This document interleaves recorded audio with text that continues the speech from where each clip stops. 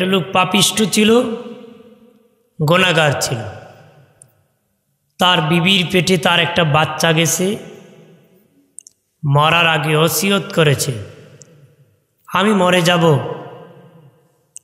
জানি কবরে কঠিন আযাব হবে, তবে মরে যাওয়ার পরে যে আমার যে সন্তান হবে সেটাতে মাদ্রাসায় ভর্তি করে দিবা।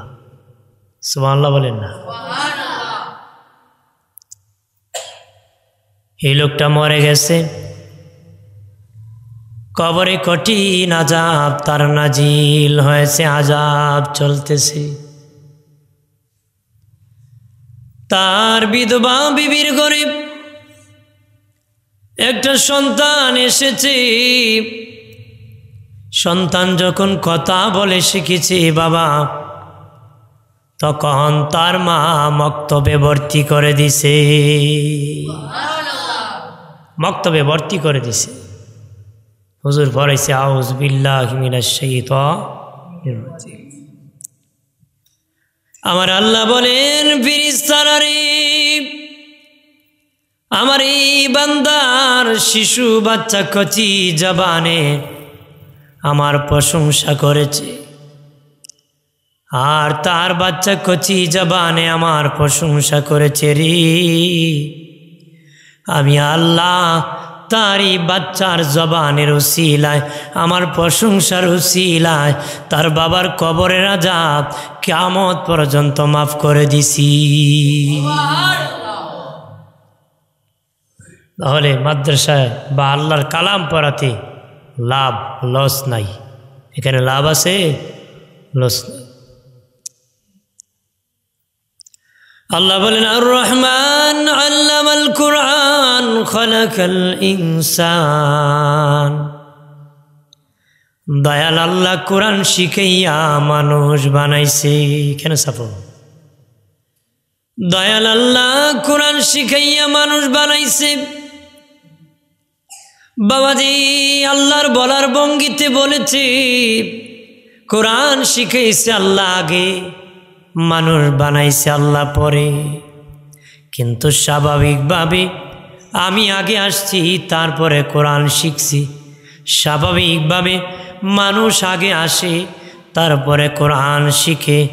আল্লাহর বলার ভঙ্গিতে আল্লাহ বুঝাইছেন, কোরআন শিখাইয়া আমার আল্লাহ মানুষ বানাইছে।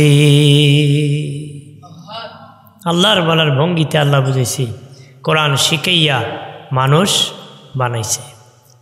মানুষ আবার দুই প্রকার, এক প্রকার জন্মগত মানুষ, আর এক প্রকার মানুষ হলো গুণওয়ালা মানুষ।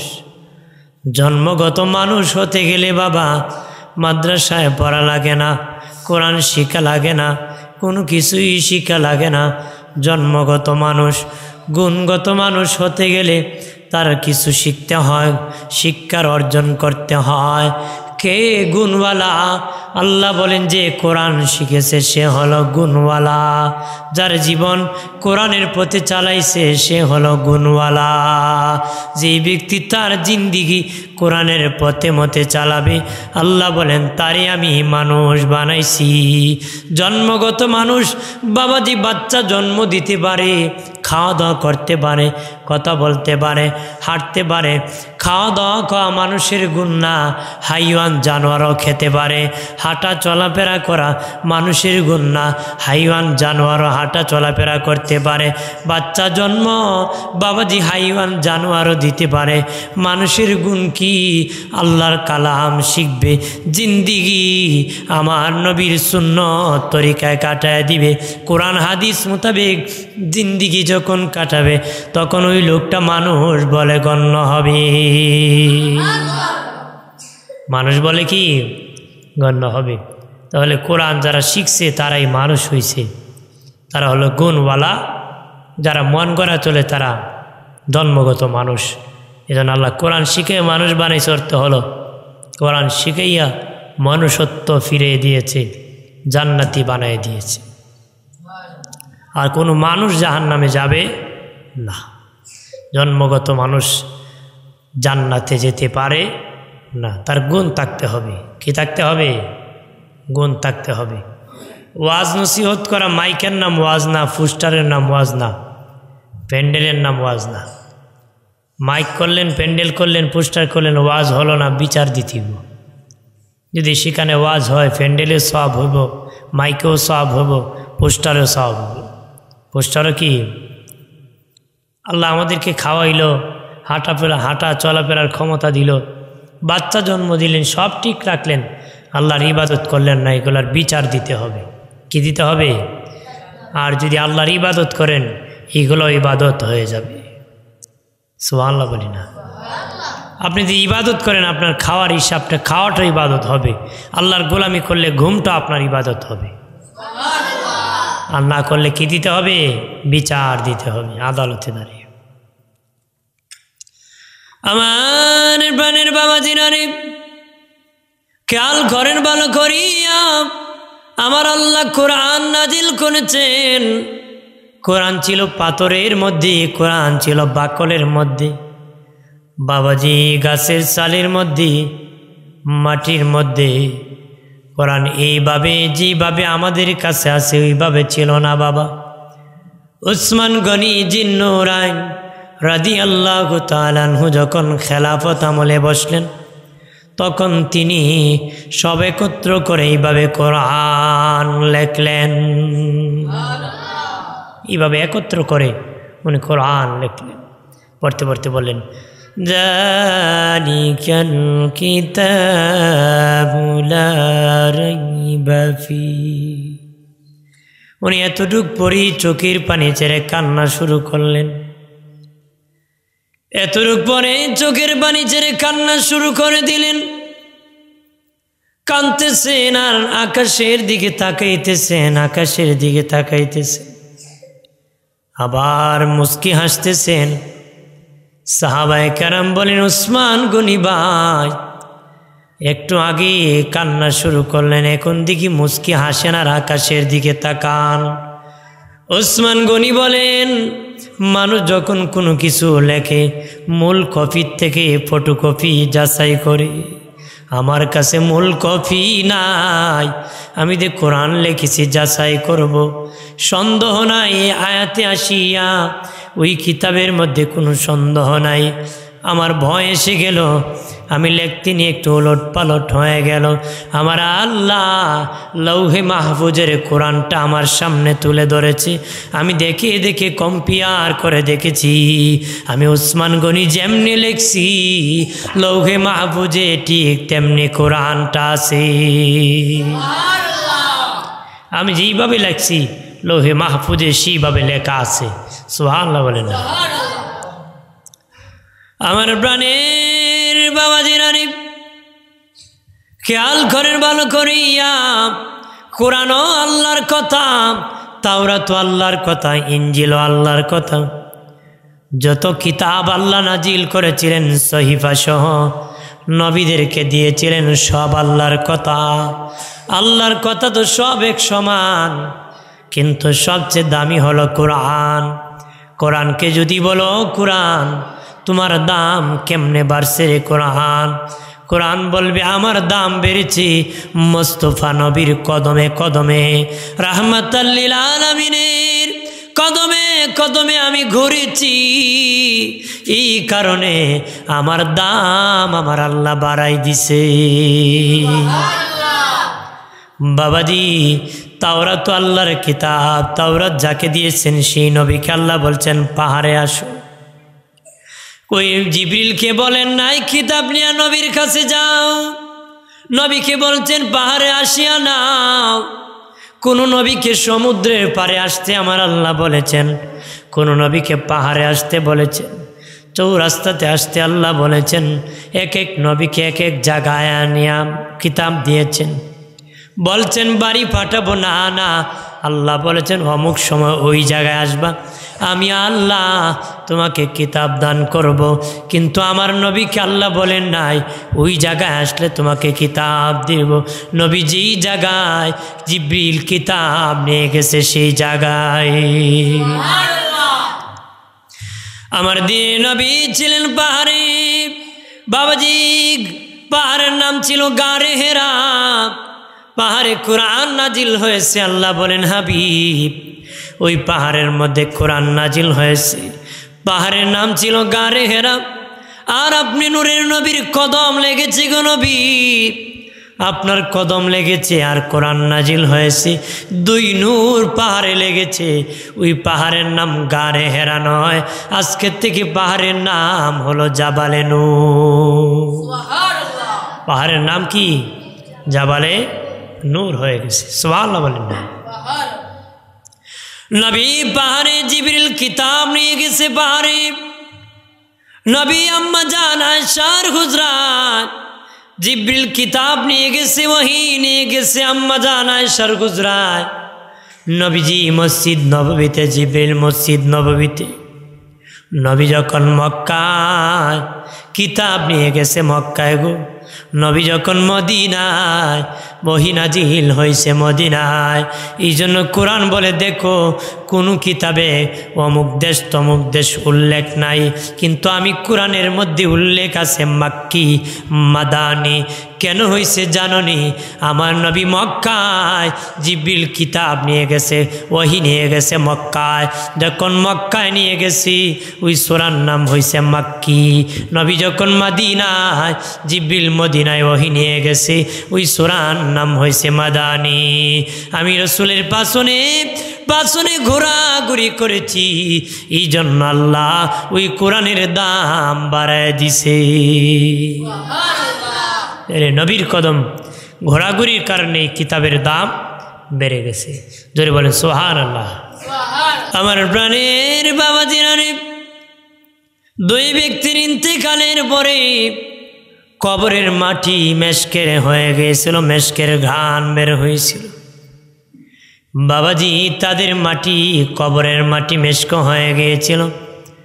একজন হলেন মহিলা আর একজন হলেন পুরুষ। মহিলাদের মধ্যে মা ফাতেমাতুজ জোহরার ইন্তেকালের পরে যখন কবরে রাখা হয়েছিল, কবরের মাটি মেশক হয়ে গিয়েছিল রে। আর একজন হলেন ইমাম বুখারী রহমাতুল্লাহ আলাইহ। ইমাম বুখারী রহমাতুল্লাহ আলাইহ যখন ওনাকে দাফন করা হয়েছিল, ওনার কবরের মাটি মেশক হয়েছিল। উনি সহিহ বুখারী শরীফ লিখে গিয়েছেন, বাবা এলেমের কত দাম, দোয়া করা লাগবে না, আল্লাহ বুখারীর কবরে সাপ পৌঁছায় দাও, দোয়া করা লাগবে না। ইমাম বুখারীর কিতাব করে যখন পড়া শুরু করে দিবে, অটোমেটিক ওনার কবরে আল্লাহ সাপ পৌঁছায় দিবে। সদকায়ে জারিয়া হাজিরিন, এগুলা চালু করা দরকার আমাদের। বই দিয়া বলেন, মসজিদ দিয়া বলেন, মাদ্রাসা দিয়া বলেন, বাচ্চাকে আলেম বানিয়ে বলেন, এরকম করে গেলে কবর থেকে বসে বসে সাপ পাবো। সুবহানাল্লাহ বলেন না। আমার দিনের নবী বলেন, একদল উম্মত জাহান্নামী হয়ে কবরে ঢুকবে, হাসরের দিন জান্নাতি হয়ে উঠবে। জাহান্নামী হয়ে কবরে ঢুকবে, হাসরের দিন জান্নাতি হয়ে উঠবে। তারা কারা জানোনি? তাদের নেক আওলাদ রেখে গিয়েছিল, নেক আওলাদ। তারা কবরে যখন গিয়েছিল গুনাহ বেশি ছিল, নেকি কম ছিল বাবা। কিন্তু কবরে যাওয়ার পরে তাদের সন্তানরা নেক কাজ করতে করতে বাবার কবরে সওয়াব পৌঁছে দিতে, বাবাজি সওয়াব দিতে দিতে, বাবার নামে দান করতে করতে সওয়াব পৌঁছে দিতে দিতে, ইসরাফিল যেদিন বাঁশি বাজাবে তাকে দেখবে নেকি বেশি হয়ে গেছে, গুনাহ কমে গেছে। যার সামান্য নেকি বেশি হবে সে জান্নাতি হয়ে যাবে। আমরা আজকে এইগুলো বন্ধ করে দিতেছি, এই দরজাগুলো বন্ধ করব না। আল্লাহ খোলা রাখছেন, আমরা যেন খোলা রাখি। বন্ধুরে আমার, খেয়াল করেন ভালো করিয়া, আল্লাহর কুদরত, কোরআনকে আল্লাহ এত সহজ করে দিয়েছেন। বাবাজি, একটা বাংলা বই কয়েক পাতার, আগা থেকে মাথা মগস্ত বলতে পারবে না রে, কিন্তু এত লম্বা 30 পারা কোরআন একটা ছোট্ট বাচ্চা মগস্ত বলতে পারে। কোরআন কোথায় আছে? সিনার মধ্যে আছে, কিন্তু সিনা কাটলে পাওয়া যায় না রে। আল্লাহ এত দয়ালু, এত দয়া করেছে, এত মায়া করেছে, মায়া ছাড়া এই কোরআন হেফাজত করা যাবে না রে। যে চাবে সে গ্রহণ করতে পারবে। আল্লাহ বলেন কোরআনকে আমি সহজ করে দিয়েছি, বান্দা বান্দি এই কোরআন তোমাদেরকে জান্নাতের পথ দেখাবে। একটু চিল্লায় বলেন সুবহানাল্লাহ। এই কোরআন আমাদেরকে জান্নাতের পথ। কোরআনের সম্মান এখন কমে গেছে বাবা। বহু কোটিপতি আছে, গোয়াল ঘরের উপরের মধ্যে কোরআন রেখে গেছে বাবা। এইরকম বেয়াদবি করবা না রে। আল্লাহর কালামের মজবুতি সম্মানই করবা, সম্মান করবা। বাড়ির দামি জিনিস ঢাকিয়া রাখতেছে পর্দা দিয়া বাবা, বড় মেশিন পর্দা দিয়ে ডাকছে, টিভি পর্দা দিয়ে ডাকছে, কিন্তু আল্লাহর কালামকে কাপড় দিয়া ঢাকে নারী। যদিও ডাকে, বাবা মরে গিয়েছিল, কাফনের কাপড় একটু বেশি ছিল, ওটা দিয়ে ঢাকিয়া রাখছি। ডাকছে তো ডাকছি, বছরে কত বছর যায়, একদিন ধোয় না রে, একদিনও ধয় না। আল্লাহর কালামের এত বরকত জানুনি। আল্লাহর কালাম যদি চোখ দিয়া তাকায় তাকায় দেখো রে, আল্লাহর কালাম যদি চুমু খাও, তাও আমার আল্লাহ আমল নামার মধ্যে সওয়াব দিবে। এটা হলো ভালোবাসা। আর কোরআনের সাথে বেয়াদবির পরিণাম কি হয়? মসজিদে তো আমাদের দেশে মানুষ চোরারা চুরি করে, মসজিদে চুরি করে না, যেরকম করে কি না? কিতাবের মধ্যে এক চুরির ঘটনা লেখছে বেয়াদবির।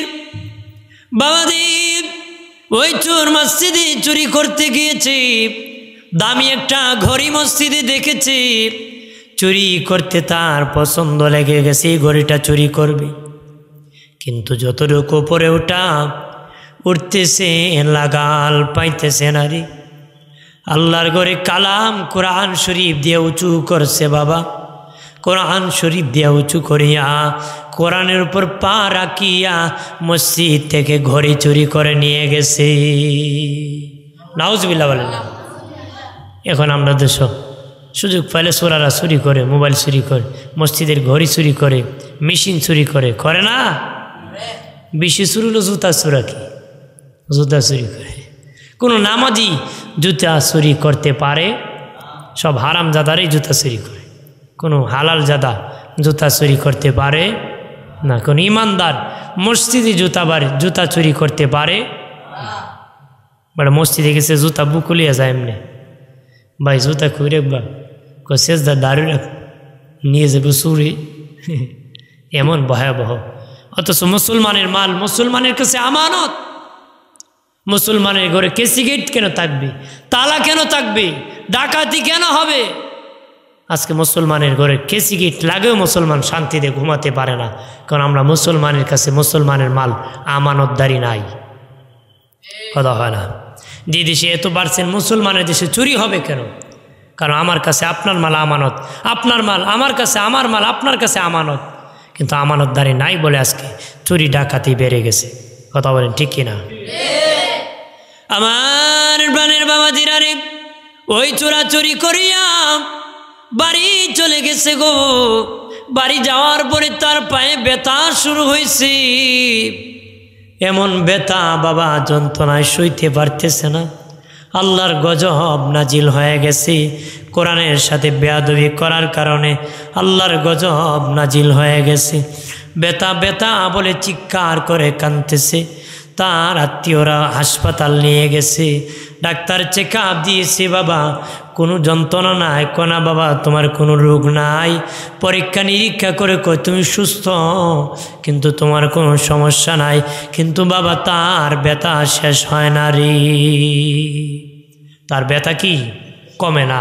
ডাক্তারকে কোনো সমস্যা নাই, সে ব্যথা বলে চিৎকার করে কান্দে। বাবাজি বাড়ি আসি আবার হাসপাতাল গেছে, ব্যথার যন্ত্রণায় কান্দে, পায়ের ব্যথা ভালো হয় না। বাবাজি শেষ মুহূর্তে এক পাও কাটছে এক মাথা, আরেক পাও কাটছে আরেক মাথা। কাটতে কাটতে পা যখন যন্ত্রণায় কোনা কেটে ফেলে দাও, আমার পাও কেটে ফেলে দাও, তারপরে জিজ্ঞাসা করলো, বাবা এটা চরম বেয়াদবি করে তোমার এই ব্যথা আসছে রে, আমরা পরীক্ষা নিরীক্ষা করে দেখছি তোমার কোনো যন্ত্রণা অর্থাৎ তোমার কোনো রোগ নাই, কারণ এই ব্যথা হওয়ার কথা না, তুমি মারাত্মক কোনো অপরাধ করেছো, অপরাধের কারণে তোমার পায়ে ব্যথা হইতেছে। সে বলে, ডাক্তার সাহেব আমি আল্লাহর ঘড়ি চুরি করতে আল্লাহর কালামের উপর পা রাখিয়া ঘড়ি চুরি করেছি। ডাক্তার কই আযাব গজব তোমারে ধরছে। আজকে কোরআনের সম্মান নাই, ইজ্জত নাই। বাবাজি এক মতকুর রাস্তা দিয়া যাচ্ছে, দেখে একটা কাগজের মধ্যে লেখা আছে বিসমিল্লাহির রহমানির রহিম। কাগজটা হাতে নিয়ে চুমো খাইতেছে, বুকে লাগাইতেছে। মায়ের কাছে যায় বলে, মা এটা কার নাম? মা বলে, তোরে যে বানাইছে তার নাম রে। ওরে বাবা এটা তোর নাম, তোর মালিকের নাম, তোরে যে বাঁচাইছে, যে তোরে বানাইছে সেই আমার মালিকের নাম। ওই মতকুর বলে, মা আমার আল্লাহর নাম কোথায় রাখবো গো? আতর গোলাপ দিয়ে বাবা চুমুকে মাথার উপর নিয়ে ঘুরতেছি। আল্লাহ ফিরিস্তাকে বলেন, আমার বান্দা আমার নামকে এত ইজ্জত করেছে, আমার নামকে এত মহব্বত করেছে, মাথায় নিয়ে ঘুরতেছে, আমি আল্লাহ আমার বান্দার হেদায়েতের খাতার মধ্যে তার নামটা উঠে দিলাম। কোরআনের এত ইজ্জত জানুনি? ইমাম গাজ্জালি রহমতুল্লাহ আলাইহি আমার আল্লাহ বলেন, গাজ্জালি রহমতপুরের অমুক এক ব্যক্তি মারা গেছে, অমুক ব্যক্তি, তার জানাজা পড়ার জন্য রে ও ইমাম গাজ্জালি তুমি যেতে হবে তার জানাজা পড়ার জন্য। ইমাম গাজ্জালি বাদ ফজর রওনা করছেন, যেতে যেতে জিজ্ঞাসা করে রহমতপুর গ্রাম কোথায়? বাবাজি খবর নিয়ে গ্রামের মধ্যে চলে গেলেন, যে খবর পেলেন অমুক ইন্তেকাল হয়েছে, মারা গেছে। বাবা খবর পেয়ে বললেন যে আমার মতন যুগের ইমাম গাজ্জালিকে তার জানাজার ইমামতি করার জন্য পাঠাইছে মালিক কোন গুণের কারণে। ছেলেদেরকে ডাকিয়া বলে, মৃত ব্যক্তির ছেলেরা তোদের বাবার কি গুণ ছিল রে? তারা বলে, আমার বাবার কোনো গুণ ছিল আমরার জানা নাই, আমার বাবা কাটুরি ছিল, কাঠ কাটতো, আমার বাবা কাঠ কাটতো, তবে কোনো গুণ ছিল আমাদের জানা নাই। ইমাম গাজ্জালি মনে মনে কয়, কোন গুণ নাই, আমি গাজ্জালিকে জানাজার ইমামতির জন্য আল্লাহ পাঠাইছি, হয়তো কোনো গুণ গোপনে আছে, গোপনের খবর ওই কাটুরির বিবি জানবে। পর্দার আড়াল থেকে ওই কাটুরির বিবিকে জিজ্ঞেস করলেন ইমাম গাজ্জালি, মা তোমার স্বামীর কি গুণ ছিল গো? আমার জানা নাই কোনো গুণের কথা, তবে একটা গুণের কথা আমার জানা আছে, আমার স্বামী প্রতিদিন কাঠ কাটিয়া বাড়ি আসিয়া আল্লাহর কালাম পড়তে জানতো না, কোরআন পড়তে জানতো না, পবিত্র কোরআন হাতে নিয়ে চুমু খাইতো আর বুকে লাগাইতো, চুমু খাইতো আর বুকে লাগাইতো, এটি আমার স্বামীর গুণ ছিল। ইমাম গাজ্জালি বলেন, বেচারা তেলাওয়াত জানতো না, কিন্তু আল্লাহর কালামকে চুমু খাওয়ার কারণে ওই লোককে এত ইজ্জত বাড়াইছে। আমি যুগের ইমাম গাজ্জালিকে তাহার জানাজার ইমামতির জন্য পাঠাইছে।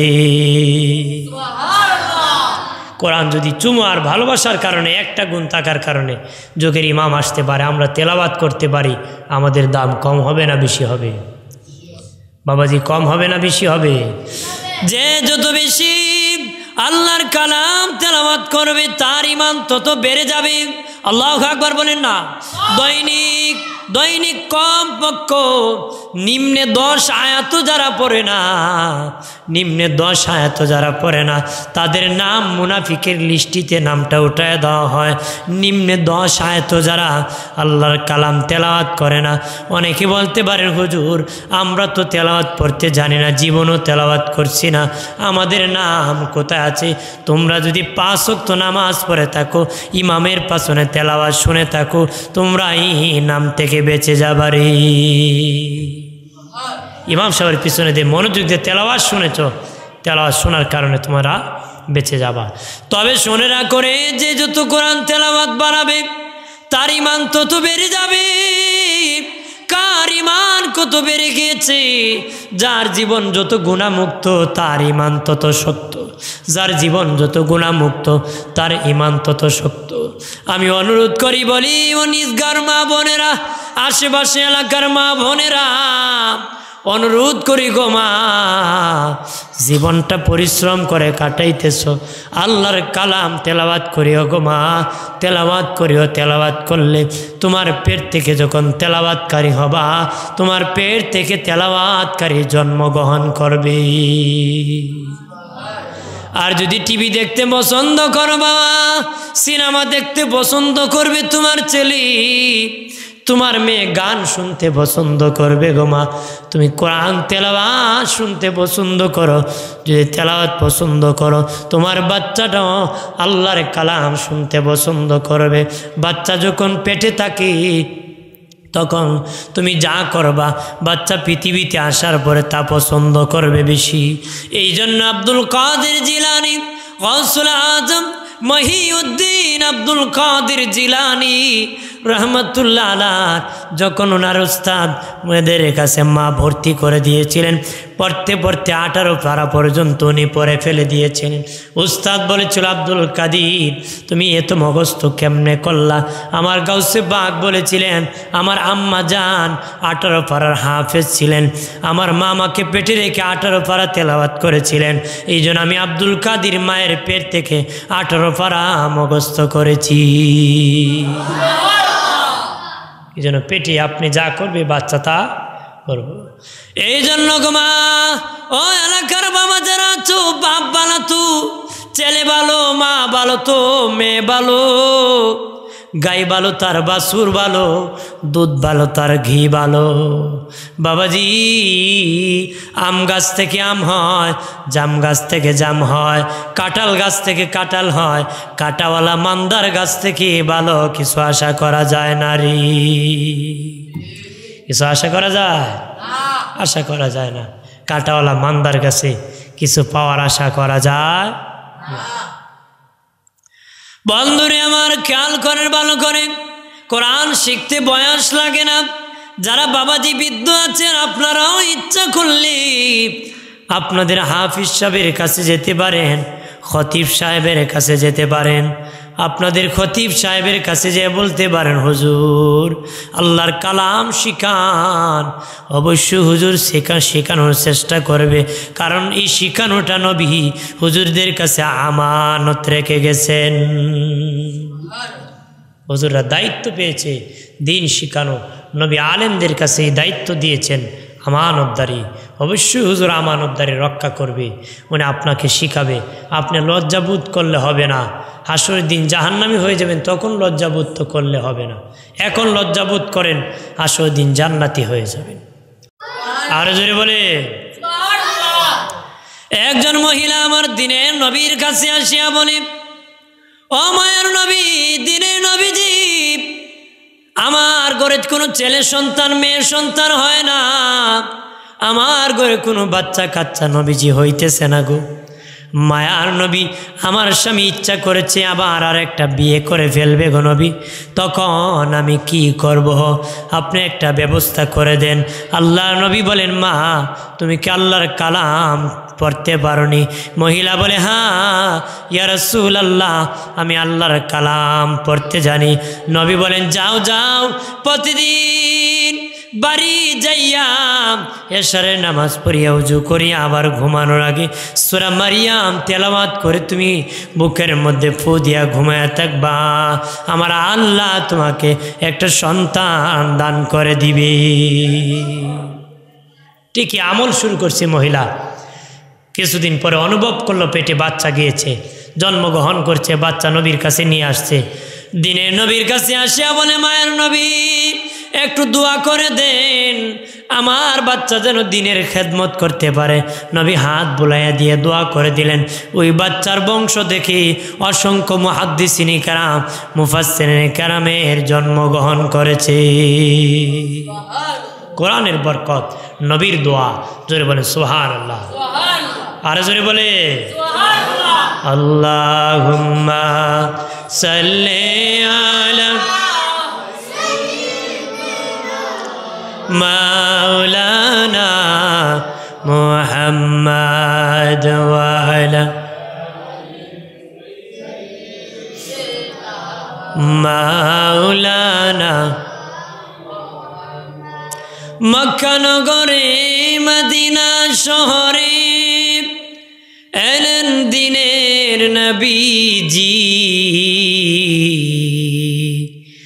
ইসলাম প্রচার করে নবী শুয়ে রইলেন মদিনায়। আল্লাহুম্মা সাল্লি আলা মারহাবা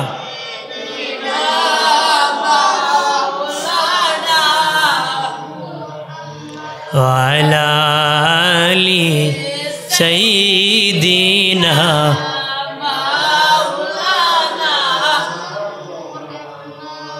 আমার প্রাণের বাবা জিরানি, কোরআন এত দামি সম্পদ, আল্লাহর কালাম এত দামি সম্পদ যে কোরআন যায় পেয়েছে দুনিয়ার সব সে পেয়ে গেছে।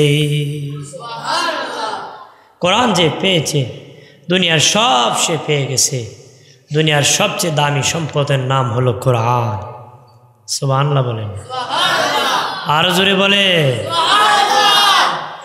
একটা ঘটনা বলি, যে কোরআন পেলে দিন সব পাওয়া হয়। ইমাম মালিক রহমতুল্লাহ আলার নাম শুনছি আমরা। উনি কিন্তু অনেক ধনী গরীর সন্তান ছিলেন, যিনি 365 দিনে 365টা জামা গায়ে দিতেন। মানে প্রতিদিন একটা নতুন জামা গায়ে দিতেন।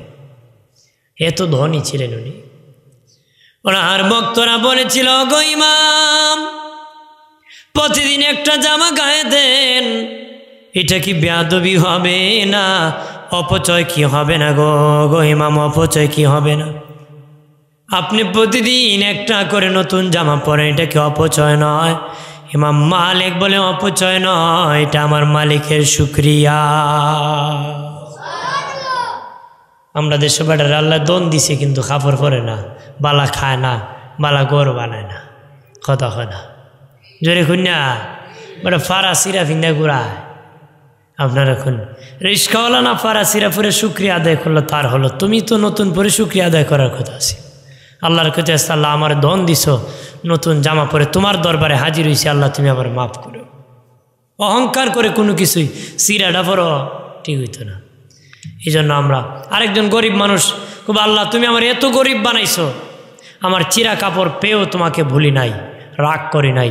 ধনী হইয়া নতুন কাপড় পরে খুব আল্লাহ তুমি এত ধনী বানাইছো, আমি নতুন কাপড় পরেও তুমি মালিককে ভুলি নাই। কারণ ধন দিয়েছে খরচ করার জন্য, রিজার্ভ রাখবার লেগে রাখছে না। আমার বানের বাবা জিরানি, এই জন্য টাকা থাকলে দান করবেন, টাকা থাকলে হজ করবেন, টাকা থাকলে মসজিদে দান করবেন, মাহফিলে মাদ্রাসায় দান করবেন, এতিমকে খাওয়াবেন, মানুষকে সহযোগিতা করবেন, ধার দিবেন। তাহলে আমার আল্লাহ তোমাকে রহমত আর বরকত দিয়ে দিবি, রহমত বরকত দিয়ে দিবি। ওই ইমাম মালিক রহমতুল্লাহ আলাইহি বাবা মদিনার থেকে বের হয়ে গেলেন ইলম শিখবেন। সেখানে অনেক দিন অপেক্ষা করলেন। যে টাকা নিয়েছিলেন টাকা সব খরচ হয়ে গেছে। ইমাম মালিকের এমটি পকেট হয়ে গেছে, খালি পকেট, কোনো টাকা নাই, হোটেল থেকে খাবার কিনে খাবে রে। ইমাম মালিক রহমতুল্লাহ আলাইহি মুরাকাবায় বসে গেলেন। মুরাকাবায় বসিয়া বলবেন, মালিক আল্লাহ আমি কিভাবে খাবো গো? আল্লাহ বলেন, ইমাম মালিক সামনে একটা হোটেল আছে, ওই হোটেলের মালিকের একটা মাসালা দরকার, তোমাকে এই মাসালা আমি শিখিয়ে দিচ্ছি। হোটেল মালিককে বলবা আমাকে একবেলা খাওয়াইবা, আমি কোনো টাকা দিতে পারবো না, তবে মাগনা খাবো না, আল্লাহর কালামের একটা মাসালা শিখাবো, এর বিনিময়ে তুমি আমারে খাওয়াইবা রে। ধনী লোক ডেকে বলে, রে মুসাফির, খাবার এত সস্তা নয় রে, তুমি একটা মাসালা শিখাইবা আর তোমাকে আমি একবেলা খাওয়াই দিব। তবে আমি খাওয়াইতাম যুগের ইমাম মালিককে যদি পাইতাম। আরো জোরে বলেন না। বেটা আমি খাওয়াইলাম নে, যদি যুগের ইমাম মালিক রে এইতাম। খাওয়ান চাইছে কেডা? ইমাম মালিক নিজে চাইছে। ইমাম মালিক রহমতুল্লাহ আলাইহি মনে মনে বলেন, এখন যদি বলি আমি ইমাম মালিক, বলবে দেখো খাওয়ার জন্য নাম বিক্রি করে ফেলছে, লজ্জা হবে, আমি আর বলতে পারবো না। বাবাজি না খেয়ে শুধু সোনার মদিনার দিকে রওনা করলেন।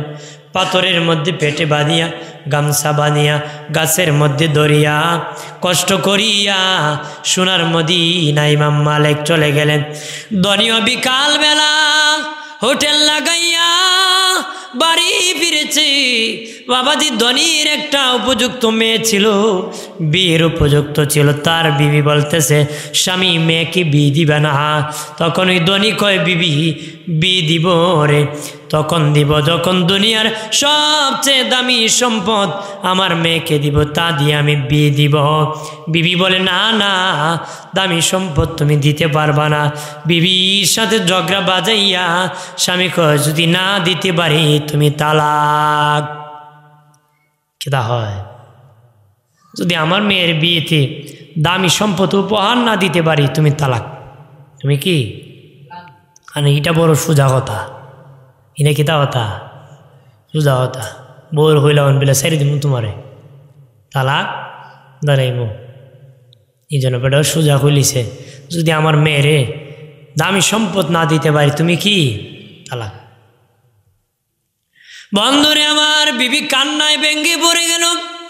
ডেকে বলে, স্বামী ও স্বামী, তোমার মেয়েকে দামি সম্পদ দিবা, আমাকে কেন তালাক তালাক বললা রে?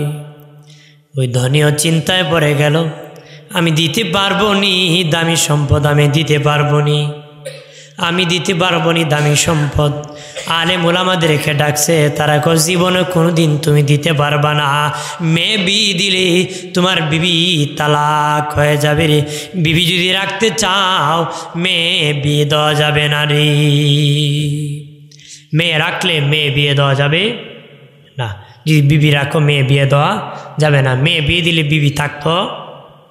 সব আলেম ওলামা বলে, হ্যাঁ মেয়ে বিয়ে দিলে বিবি তালাক হয়ে যাবে। তখন বাবাজি চিন্তায় পড়ে গেল।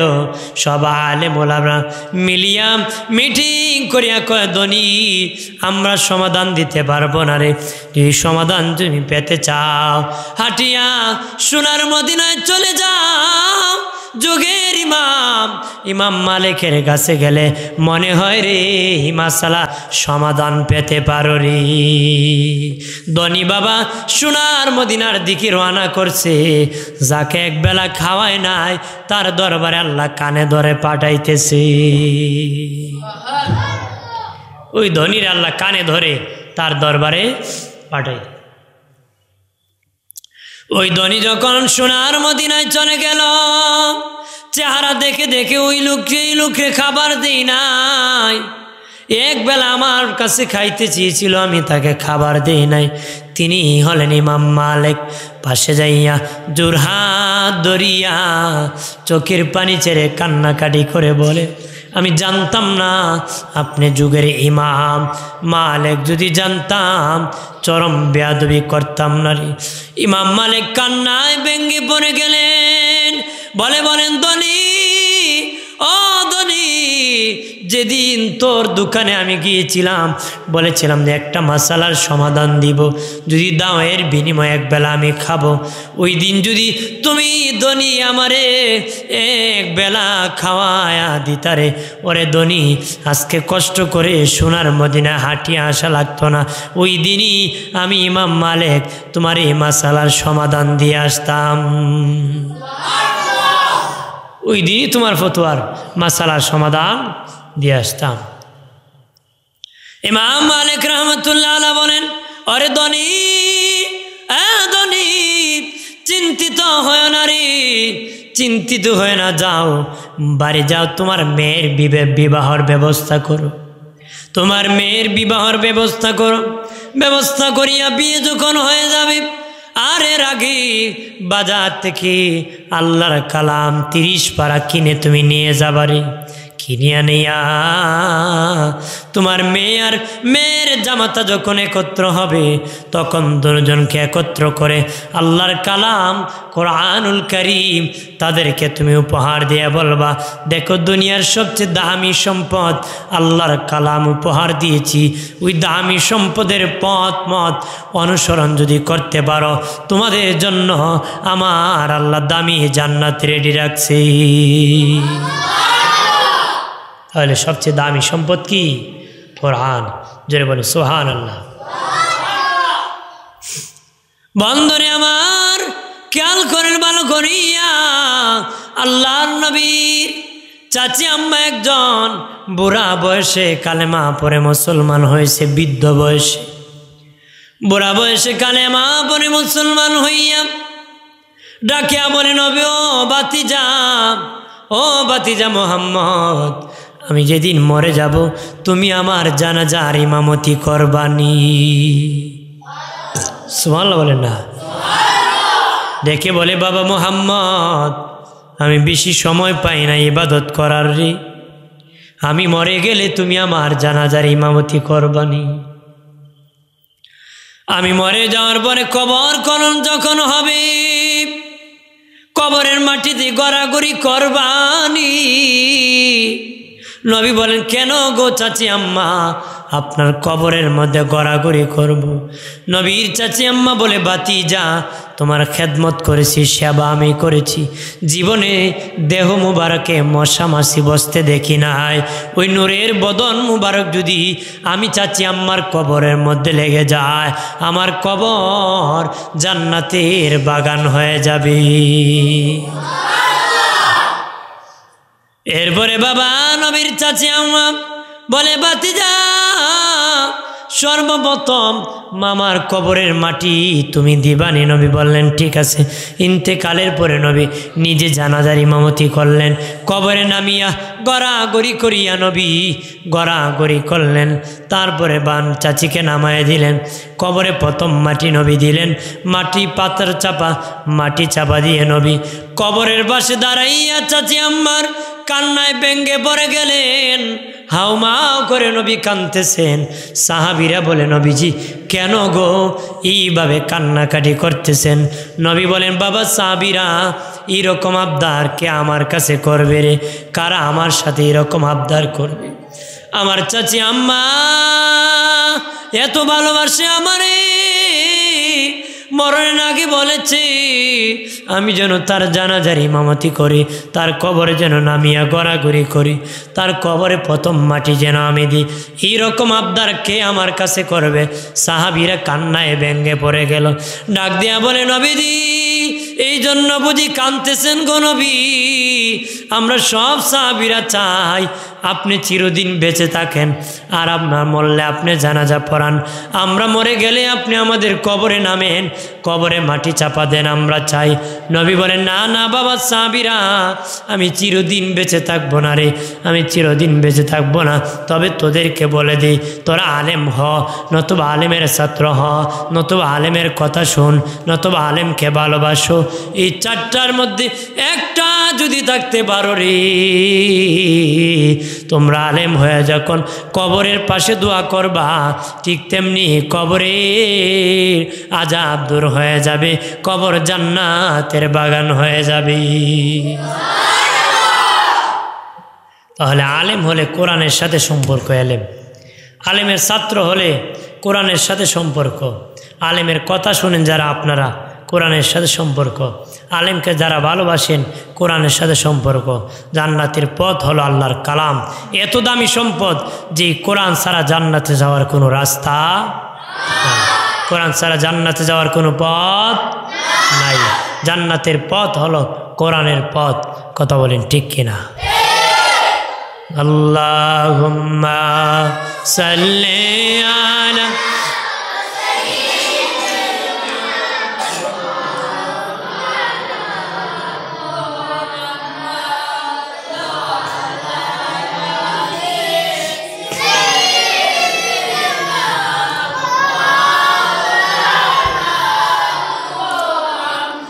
এ দরাতে সে নবী না দেখিলেন বাবার মুখ 6 বছরের কালে নবী হারাইলেন মায়ের বুক আল্লাহুম্মা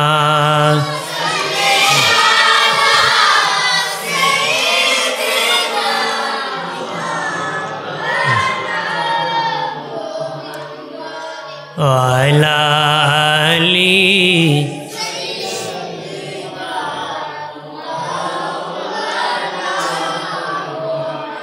আজরাইলের সুরত যখন মোদের সামনে রাখিবে সেই নিদানে রাইখ গো আল্লাহ নবীর দিদার নসিবে আল্লাহুম্মা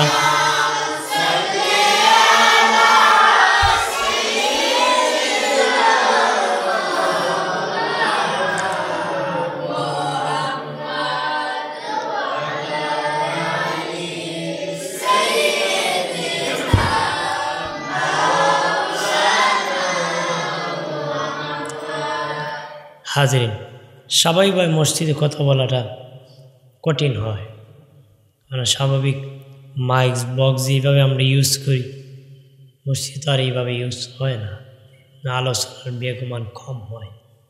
কিন্তু মসজিদে বসছি আস্তে আস্তে বলতেছি, তারপর আমার কষ্ট হয়ে যাচ্ছে, কারণ মাইক তো আর কন্ডিশন টানা কম। তারপর যতটুকু আমি বলতেছি যে মানুষ যেন কোরআনের পথে আমরা আসি, কোরআনকে যেন আমরা ভালোবাসি, কারণ আমরা এখন কোরআন থেকে বিচ্ছিন্ন হয়ে যাচ্ছি, কোরআন থেকে কি বিচ্ছিন্ন হচ্ছি, কোরআন থেকে দূর হয়ে যাচ্ছি। কোরআন থেকে দূর হলে নাস্তিক হয়ে যাবে, তো মুরতাদ হয়ে যাবে। এই জন্য কোরআন অনুসরণ করতে হবে, কোরআনকে কি অনুসরণ